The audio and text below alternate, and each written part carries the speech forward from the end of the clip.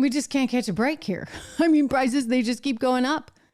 I don't know how they're going to spin this one because you know what? We're still at 8.2%. 8.2% is the rise in consumer prices. This is a lousy, lousy stuff. We are at a 4-decade high for inflation, and you're not going to believe what Joe Biden has to say about it.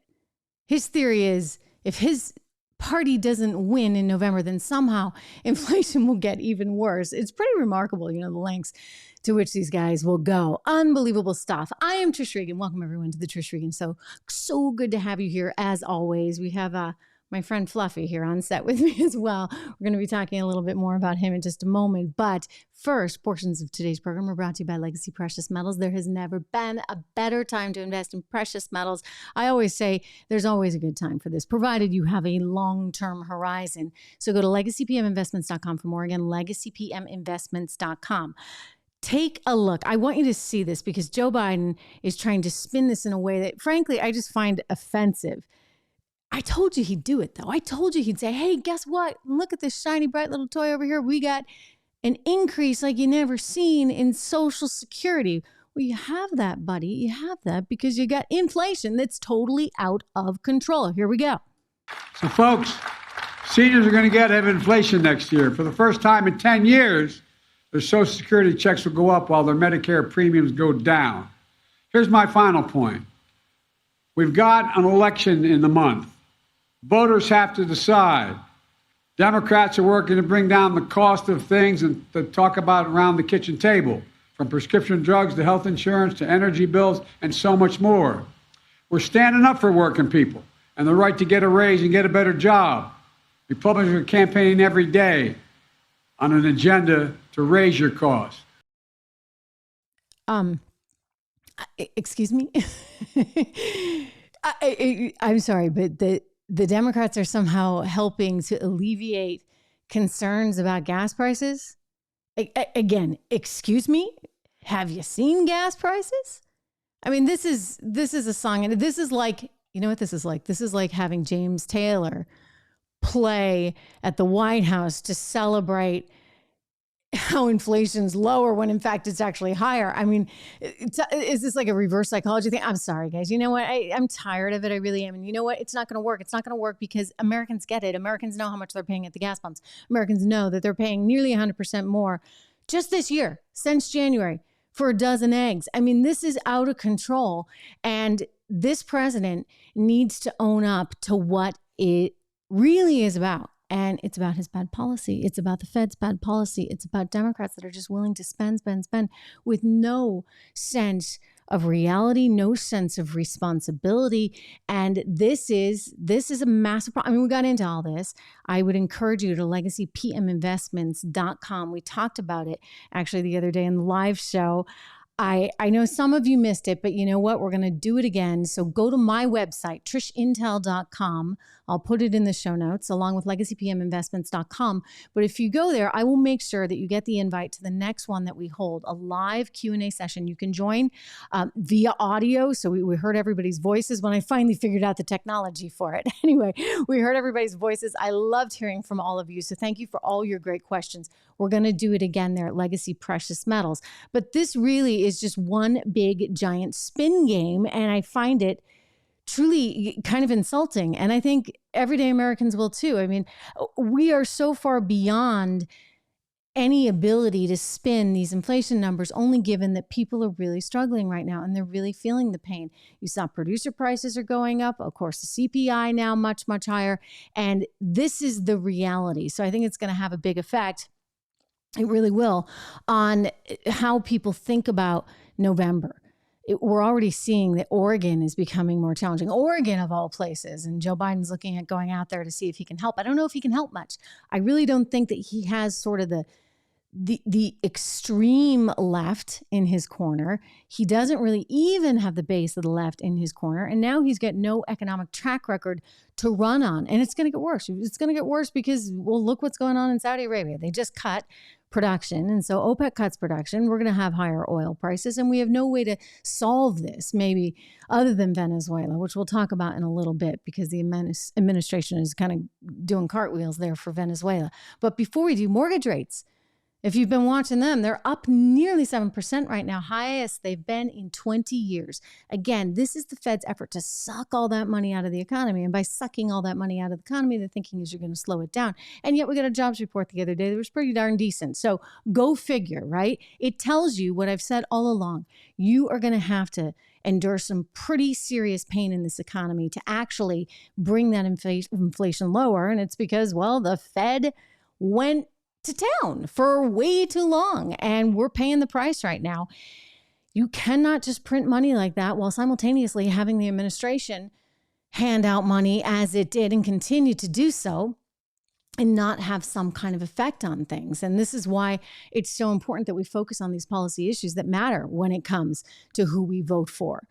And there's an organization I want to tell you about, a quick shout out for my friends over at the Association of Mature American Citizens. This is an organization that I know cares as much as you and I do about all of these real kitchen counter issues. And they're working so hard on behalf of you and me and all of our children and grandchildren to secure a better future here in this country economically and in terms of our freedom, because let's be very clear, a lot of that is really in my view, under attack right now. And so AMAC is out there trying to make sure that you have that freedom to prosper in the future. So go check them out. It's like $16 a year. You make it back in no time because they get all kinds of freebies with travel deals and discounts on cell phone plans, et cetera, et cetera.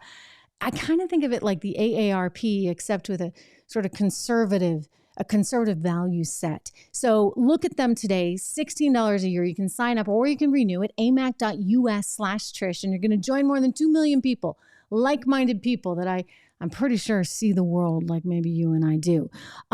You may wonder why Fluffy's back. Fluffy's back. Fluffy has a new job. I think Fluffy's like, wait a second, do I need to be head of the union? Because I'm working too hard here, right? Right, buddy? He's so sweet. He actually loves it. And sometimes I have to, keep him on the floor over there because he gets too close to the mic and he starts breathing in heavy and I can't have everybody hear that. But guess what? Now I have a really good excuse to make sure he's part of the deal, right? Right? You're like a little superstar now. This is Fluffy, my dog, my Maltese, that is just a little cutie, and he is shy tonight. Last night, you should have seen him. He was all over this set. He was loving it. But it's probably because you haven't had your Rough Greens today, right? Rough Greens is a company I found. It was started by a naturopathic doctor, Dr. Dennis Black, and he cares so much about health and nutrition, including what these little guys eat, or in his case, big guys, because he's got some big dogs. But I had a little one, and I just want to make sure that he's really healthy all the time and that he's eating stuff that's going to make him feel better and make his coat silky and softer and help him have a better life, right? I mean, I think that's what we all want for our pets. So I found Rough Greens and he's been eating it, loving it every single day. And I think it's great. I mean, he's really responding well to it. And so I want to encourage you to check it out as well. Go to roughgreens.com. It's free for the first month, so no obligation. And if your dog doesn't like it, and I promise you he will, because this guy is like a really picky eater, like pickier than me. Really picky eater, and he loves it. Really and truly loves it. So give it a shot. Roughgreens.com. Check it out. And I think your dog's going to love it. By the way, if you have a dog, maybe send me a picture in the comments below. Just send me a picture because I love seeing dogs. I think it's just, dogs and babies, you can't go wrong, right? I mentioned Venezuela earlier in the program, and I want to get back to that for a second because there is a new policy that is being introduced that is surprising some people. I would say there are a lot of people within the Democrat Party actually even that are surprised by some of the moves that are being made on Venezuela. I'm a little bit of a realist and perhaps a little bit of a cynic sometimes. And I think I know what this is about, which is that we need oil. We need oil because look what Saudi Arabia is doing. And we've got the ability to do a heck of a lot there down in Venezuela because there's a ton of companies that had been active there. I mean, think about Chevron, which still has had some activity, but not a ton.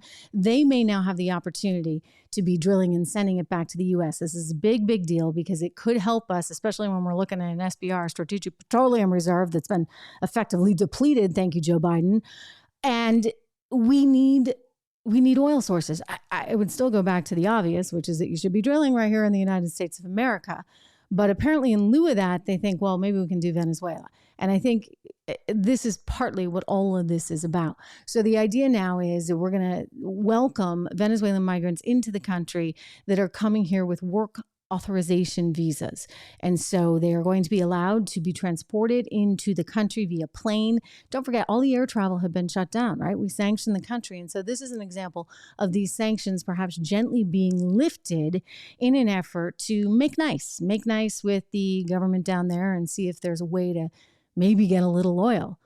I mean, right now, the Chinese, I guess, are getting it. It's going through many, many ports. And my sources have told me all about the elaborate route that this oil takes out of Venezuela.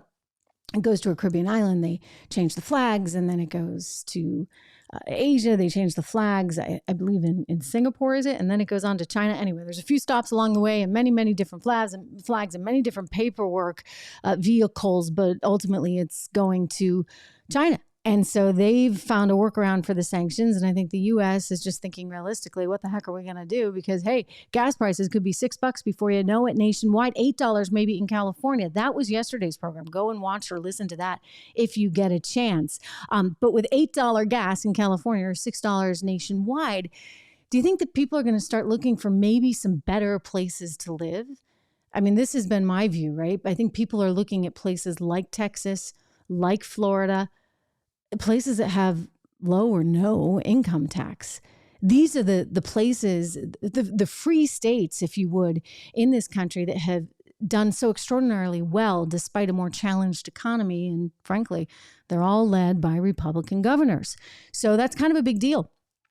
I think that you're going to see more of that. And this is something that my friend Charlie Dombeck over at Key City Capital is trying to capitalize on in a way, in that Key City has a fund for sort of accredited investors, but everyday investors, not the billionaires, right? But accredited investors that want to have some kind of participation in the real estate market, but not have to deal with the headaches, right, of being in the real estate market. So he's very active in places like Texas and in Florida.